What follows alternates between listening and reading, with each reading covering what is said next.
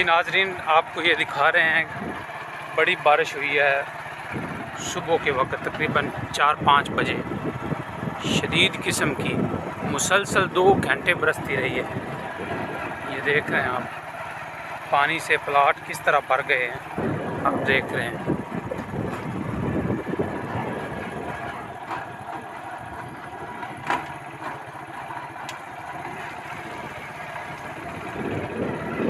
बारिश रुकने के बाद हम बाइक पे बाहर निकले हैं, ये देखें।